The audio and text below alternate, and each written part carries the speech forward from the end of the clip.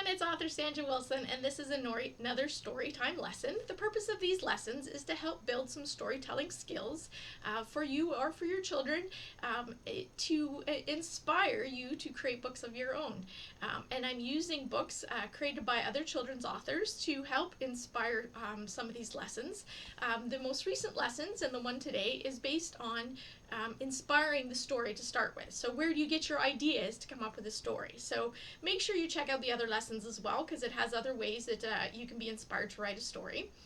Today's lesson is write what you want to teach others. And so this talks about simple concept stories. And a simple concept story can be explain an idea, an object, or an activity. So it could be maybe the alphabet. It could be some simple math, like, 1 + 1 = 2.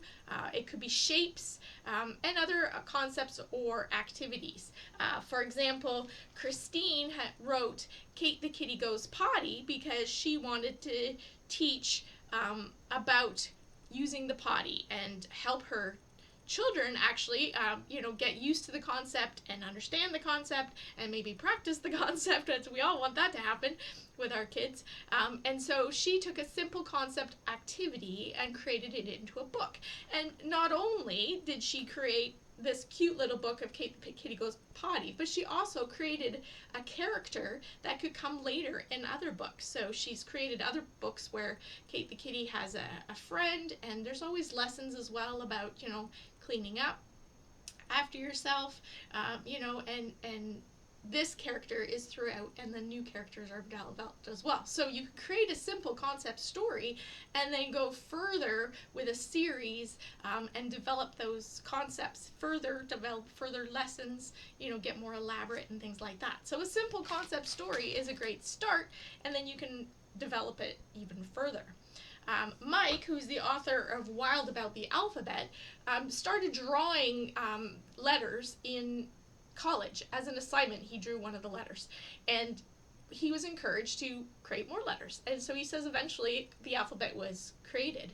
And so his Wild About the Alphabet book not only has these wonderful drawings of these characters or these letters and sounds, so it's phonetics, so D is for dolphin, so you've got dolphin.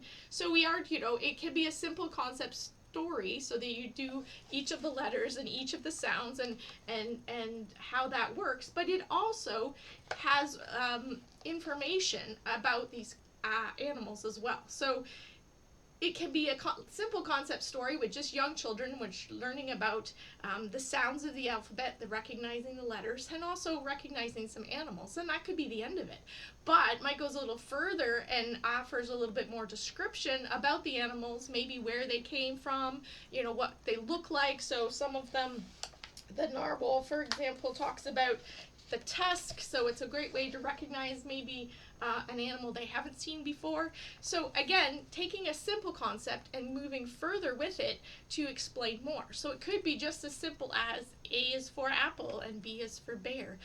You may want to create a theme of the concept, so maybe things that you could find in the zoo or in the wild, or things, I just created a coloring book that is all the ABCs of the medieval time period, so it's things that you would associate with the medieval time period. Now I just have the words. A is for archer. I don't include a lot of information. I'm hoping that kids will want to take that information a little bit further and study some of it for themselves. So that's kind of a neat concept. You could just do, say, shapes, maybe the shapes you see while you're out for a walk, so inspire kids to go for a walk and look for the triangles of the roofs and the rectangles of the windows and things like that. So simple concepts that you're teaching a young child, but also you can develop into a story, either giving them information about animals or giving them information about an important activity and developing characters to take those stories further. So I think it's a great opportunity for you to think of a simple concept that you might want to share. ABCs, simple math, shapes, colors, something like that. put it into a theme of how you can share that. So it's not just about sharing that concept, but it's about putting it into some way that's interesting that people want to look at as well. So maybe there's something that you enjoy doing. How can you work that into simple concepts? So, if you enjoy going for a walk in the woods, maybe you can do an ABC of the woods, or maybe you can count the birds, in those concepts, or the colors of the woods. A lot of people associate, well, it's kind of brown and green, but maybe there's some variations. Add a little bit of white to this green, and add a little bit of black to this brown, and or something like that. So think of something that you like to do. Think about how you can work a simple concept in that, and then you have an idea to write a story of your own. Thanks for joining us for this lesson. We will have more lessons coming, and also make sure you check back at some of the lessons that we've already had.